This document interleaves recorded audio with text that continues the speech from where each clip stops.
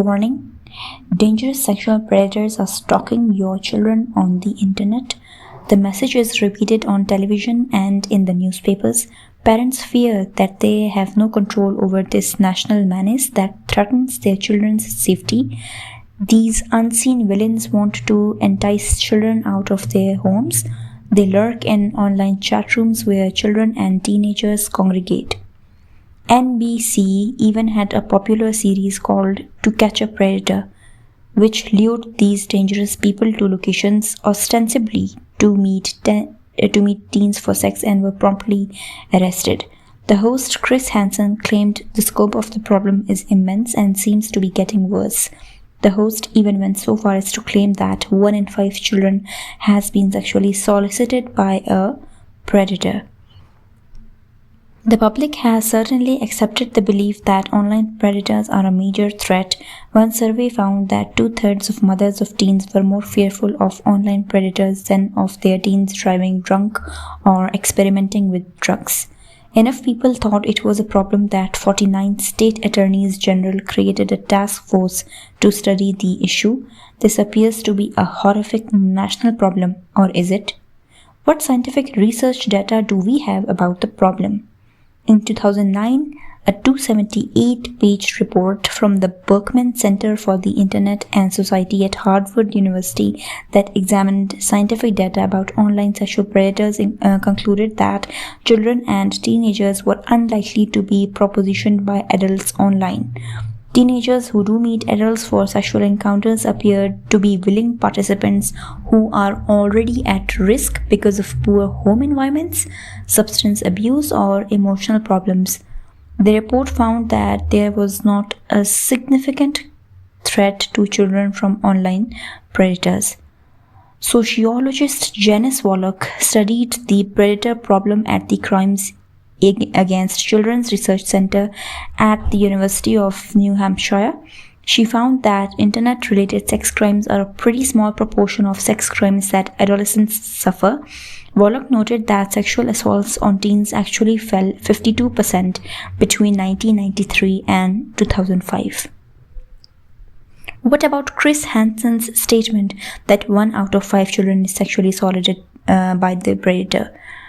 The claim is from a survey that asked teens if they had received an unwanted sexual solicitation in the past year. It turns out that most of these solicitations were from other teens, not from adults. The teens did not view them as serious or threatening. Many of them were the equivalent of online flirting or joking. The fear of online predators actually distracts us from recognizing the real danger to children: parental abuse and neglect. The vast majority of crimes against children are committed not by predators lurking in chat rooms, but instead by the victim's own family. Hundreds of thousands of children are abused and neglected each year by their parents and caregivers, and about 1,500 American children die from abuse each year.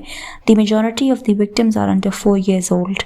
The National Center for Missing and Exploited Children notes the danger to children is greater from someone they or their family knows than from a stranger.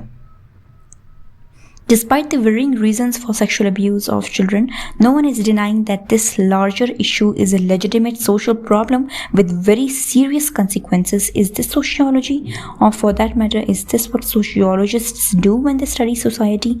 The answer would have to be no. We must remind ourselves that news and information is brought to us by people who make choices. Some of their choices inevitably are better than others and represent the perceptions of the reporters and editors who produce the papers of such new broadcasts. Far too seldomly we realize that people often use data to persuade, and that statistics can be used as part of a strategy to promote concern about a social problem. Much of the information we read every day and mistake for sociology is actually an attempt by one group or another to influence social policy.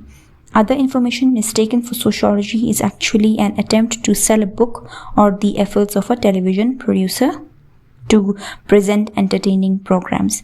With the constant bombardment of information about social issues, we could come to believe that nearly everyone is engaged in the study of sociology to some extent.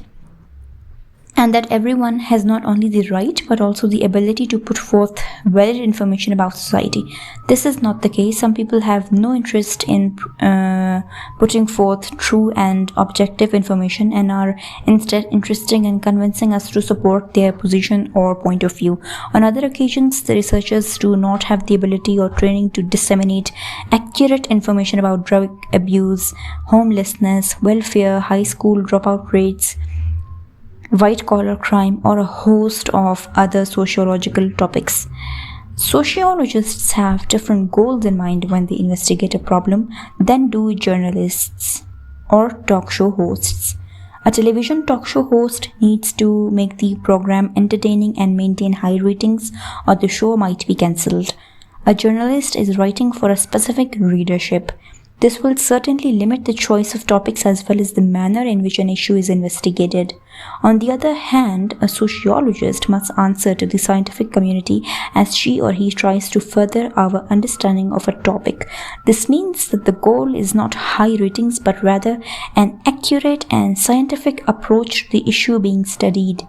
In this book, we ask you to go beyond popular sociology and investigate society more scientifically than you did before.